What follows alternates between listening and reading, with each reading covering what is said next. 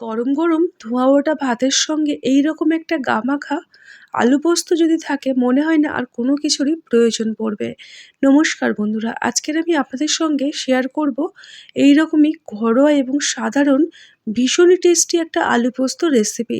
আলু পোস্ত তো আপনারা অনেক রকমভাবে বানিয়েছেন, তবে আমার মতো করে একবার হলেও আলু পোস্ত বানিয়ে দেখুন। আলু পোস্ত তৈরি করার জন্য এই 4টে উপকরণ আমার মেনলি প্রয়োজন। প্রথমে নিয়েছি আলু, তারপরে পোস্ত, কাঁচা লঙ্কা আর একটা মাত্র টমেটো। এবারে বন্ধুরা, আলুটা কিন্তু আপনারা নিজেদের মতো প্রয়োজন মতো নিয়ে নেবেন, কম অথবা বেশি করে। আমি এখানে আমার প্রয়োজন মতো 3টে এইরকম বড় সাইজের আলু নিয়েছি। এবারে আলুটাকে আমি ঠিক কীভাবে কেটে নিচ্ছি একটু ভালো করে লক্ষ্য করুন, তাহলে কিন্তু বুঝতে পারবেন। আমি এখানে ছুরি দিয়ে কেটে নিচ্ছি নিজের সুবিধা মতো। এবারে প্রত্যেকটা আলুকে একই রকম সাইজ করে কেটে নিতে হবে। আর এই আলুর টুকরোগুলো কিন্তু খুব একটা বড় করলে চলবে না, এইরকম ছোট্ট ছোট্ট করে কেটে নিতে হবে। যতটাই ছোট্ট করবেন আর একই রকম সাইজ করে করবেন, দেখবেন আলু পোস্তর যে টেস্টটা সেটা কিন্তু বহুগুণে বেড়ে যাবে। আর ভীষণই টেস্টি খেতে হবে, দুর্দান্ত লাগে। এই দেখুন, প্রত্যেকটা আলু আমি একই রকম সাইজ করে এইরকম ছোট্ট ছোট্ট করে কেটে নিয়েছি। আপনাদেরকে আমি দেখাচ্ছি, দেখুন এই রকম করে কেটে নিতে হবে। এবারে প্রত্যেকটা আলু আমি একই রকমভাবে কেটে ধুয়ে একটা প্লেটের মধ্যে রেডি করে নিয়েছি। আজকের আমার আলু পোস্তর জন্য আলুটা কিন্তু প্রথমেই রেডি করে নিলাম। এবারে এই আলু পোস্ততে দেওয়ার জন্য আমি একটা টমেটো ব্যবহার করছি। আপনাদের কাছে যদি সেই মুহূর্তে টমেটো না থেকে থাকে তাহলে টমেটো দেওয়ার কোনো প্রয়োজন নেই। টমেটোটা দিলে কালারটা খুব সুন্দর আসে, আর তার সাথে একটু টেস্টটা কিন্তু একটু অন্যরকম হয়। এবারে দেখুন, টমেটোটা আমি কেটে নিলাম, এটাকে আমি একটা বাটির মধ্যে তুলে নিয়েছি। আর আমার প্রয়োজন কাঁচা লঙ্কা। কাঁচা লঙ্কাটাকে আমি এই রকম মাঝখান থেকে চিড়ে নেব। 2টো কাঁচা লঙ্কা আমি মাঝখান থেকে চিড়ে নেব, 2টো গোটা রাখবো। আমি আপনাদেরকে রেসিপির মধ্যে দেখিয়ে দেবো কীভাবে আমি কাঁচা লঙ্কাগুলোকে ব্যবহার করছি। আর কাঁচা লঙ্কা কিন্তু বন্ধুরা এই রান্নায় ঝালটা কিন্তু একটু কম করেই দিলে বেশ ভালো লাগে। এবারে চলুন রেসিপিটি তৈরি করে নেওয়া যাক। তার জন্য আমি কড়াইতে সর্ষের তেল ভালোভাবে গরম করে ফোড়নে দিয়ে দিলাম 1/2 চামচ পরিমাণে কালো জিরে, আর দিয়ে দিলাম 2টো কাঁচা লঙ্কা, যেগুলো মাঝখান থেকে আমি চিড়ে নিয়েছিলাম। ফোড়নটাকে মোটামুটি 1 মিনিটের মতো নাড়িয়ে চাড়িয়ে খুব সুন্দর করে ভেজে নেব। এবারে ওই ফোড়নের মধ্যে আমি দিয়ে দেবো আগের থেকে কেটে ধুয়ে রাখা আলু। আলুটাকে চেষ্টা করবেন একদম নরম করে ভেজে নিতে। যতটাই নরম করে ভেজে নেবেন, দেখবেন আলু পোস্তর টেস্টটা কিন্তু ততটাই মারাত্মক স্বাদ আসবে। এবারে আলু পোস্তর মধ্যে কিছু উপকরণ আমি অ্যাড করব। প্রথমে আমি দিয়ে দেব টমেটো। টমেটো আলুর সাথেই আমি ভাজা ভাজা করে নেব। এবারে দিয়ে দেব লবণ।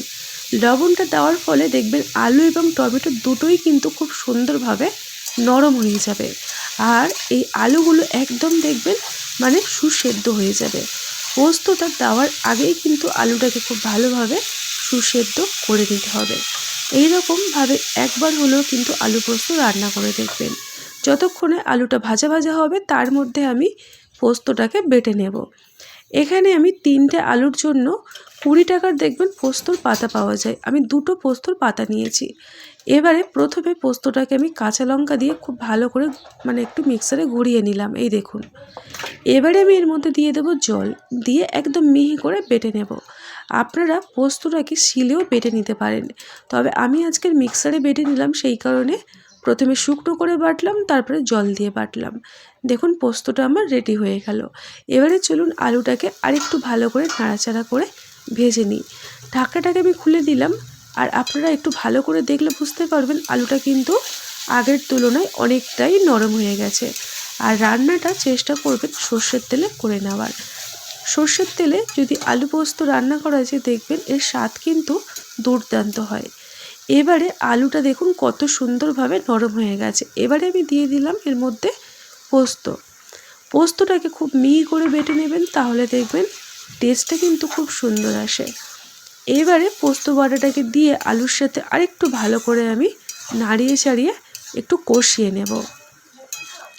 এই কষানোর সময় গ্যাসের আঁচটাকে মিডিয়াম টু লোয়ে রাখবেন, রেখে ভালো করে একদম শুকনো শুকনো করে কষিয়ে নেবেন। দেখুন বন্ধুরা, আগের তুলনায় পোস্তটা কিন্তু অনেকটাই শুকিয়ে গেছে। এই রকমভাবে মোটামুটি 3 থেকে 4 মিনিট লো টু মিডিয়াম ফ্লেমে রেখে ঢাকনা ছাড়াই আলু পোস্তর সাথে ভালো করে পোস্তটাকে কষিয়ে নিতে হবে আলুর সাথে। এবারে অনবরত আমি দেখুন কিছুক্ষণ পরে পরে আপনাদেরকে আমি দেখাচ্ছি পোস্তটা কত সুন্দরভাবে আলুর সাথে একদম মানে মাখা মাখা হয়ে গেছে। এখনও কিন্তু আলু পোস্ত আমি সম্পূর্ণভাবে তৈরি হয়নি। এবারে আমি এখানে দিয়ে দেব 1 থেকে 2 কাপ পরিমাণে উষ্ণ গরম জল। আমার এখানে আলুর প্রয়োজন মতো আমি জলটা ব্যবহার করলাম, আপনারা নিজেদের প্রয়োজন মতো ব্যবহার করবেন। এবারে খুব ভালো করে ফুটিয়ে নেব।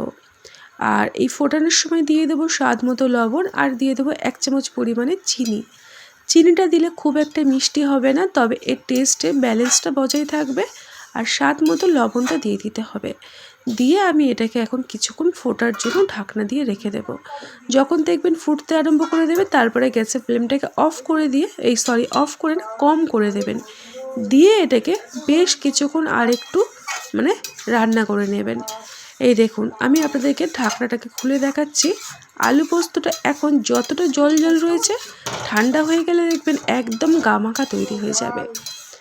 এই রকমভাবে আলু পোস্ত যদি রান্না করেন এই আলু পোস্তর সাথে আপনার ডালেরও প্রয়োজন হবে না আর অন্য কোনো কিছুরই প্রয়োজন হবে না। শুধুমাত্র এই আলু পোস্ত দিয়ে আপনার 1 থালা ভাত কিন্তু আপনি নিমিষেই খেয়ে ফেলতে পারবেন। এই দেখুন এই রকমভাবে আলু পোস্তটাকে রেডি করে নিতে হবে। আরও মোটামুটি আমি কিছুক্ষণ নাড়িয়ে চাড়িয়ে আরেকটু গামাখা তৈরি করে নেব। তো বন্ধুরা আপনারা দেখেই বুঝতে পারছেন কতটা লোভনীয় হয়েছে। আর যারা আমার মতো পোস্ত খেতে ভালোবাসে তারা মনে হয় এই রকম আলু পোস্ত যদি একটা পেয়ে যায় তাহলে মাছ মাংসকে দূরে ঠেলে রেখে আগে আলু পোস্তটা খেয়ে ফেলবে। এই দেখুন বন্ধুরা আজকের আমার আলু পোস্ত কিন্তু অনেকটাই হয়ে এসেছে। আমি এবারে গ্যাসের ফ্লেমটাকে মিডিয়ামে দিয়ে রাখবো, দিয়ে রেখে কিছুক্ষণ এইভাবে নাড়িয়ে চাড়িয়ে নেব। এইভাবে কিছুক্ষণ নাড়াচাড়া করলে দেখবেন আলু পোস্তগুলো একদম মাখা মাখা হয়ে যাবে। এই দেখুন বন্ধুরা আজকের আমার আলু পোস্ত একদমই তৈরি হয়ে গেল। একদম সহজ সরল আর একদম সাধারণ, তবে একটু অন্যরকমভাবে বানিয়ে নিলাম। এই রকমভাবে আলু পোস্ত বানালে দেখবেন যারা আলু পোস্ত অপছন্দ করে তারাও কিন্তু আঙুল চেটে পুটে খাবে, সেই গ্যারেন্টিটা আমি আপনাদেরকে দিতে পারি। এবারে এটাকে আমি একটা পাত্রের মধ্যে সার্ভ করে আপনাদেরকে দেখিয়ে দেব কতটা লোভনীয় হয়েছে আজকের আমার এই আলু পোস্ত। তো বন্ধুরা একবার হলো এইরকমভাবে একবার আলু পোস্ত বানিয়ে দেখবেন, স্বাদ মুখে লেগে থাকবে, এতটাই টেস্টি খেতে হবে। তো আজকের মতো কিন্তু এই পর্যন্ত, আবারও আসবো এই রকমই নানা রকম ঘরোয়া রেসিপি নিয়ে। তার মধ্যে সবাই সুস্থ থাকবেন আর ভালো থাকবেন। দেখুন বন্ধুরা কতটা লোভনীয় হয়েছে। ভালো লাগলে চ্যানেলটিকে সাবস্ক্রাইব করে আপনার লাইক আর আপনার মতামত জানিয়ে আমার পাশে থাকবেন। এই দেখুন বন্ধুরা আজকের আমার আলু পোস্ত একেবারে রেডি হয়ে গেল। সবাই যে যেখানেই থাকবেন ভালো থাকবেন। টাটা।